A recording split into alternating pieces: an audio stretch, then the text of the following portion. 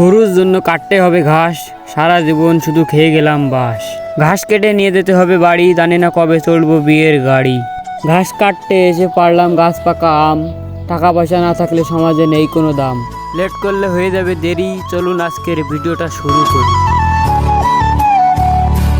আসসালামু আলাইকুম, সবাই কেমন আছেন? আশা করি সবাই ভালো আছেন। আপনাদের দোয়া ভালোবাসা আল্লাহর অশেষ রহমতে আলহামদুলিল্লাহ আমি অনেক ভালো আছি। প্রতিদিনই আমাদের গরুর জন্য ঘাস কাটতে হয়। আজকেও ঘাস কাটার উদ্দেশ্যে আমরা চলে এসেছি আমাদের ঘাসের জমিতে। এসে দেখি গাছে কিছু আম পেকে রয়েছে। আমের সিজন এখন প্রায় শেষ, তবে আমাদের এই গাছে বেশ কিছু আম রয়েছে। এই আমগুলো মূলত সিজনের শেষ দিকে পাকে। আমগুলো পাড়ার জন্য ছোট ভাইকে গাছে উঠিয়ে দিয়ে এই পাশে আরেকটা গাছে আম দেখতে আসলাম। এই পাশে আরেকটা গাছে অনেকগুলো আম রয়েছে। এই গাছের আমগুলো অনেক দেরিতে হয় এবং সিজন শেষ হওয়ার অনেক দেরিতে পাকে।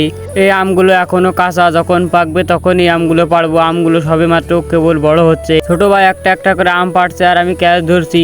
আমগুলো বেশ বড় বড়, যার জন্য একটা আমও আমি ঠিকভাবে ধরতে পারছিলাম না।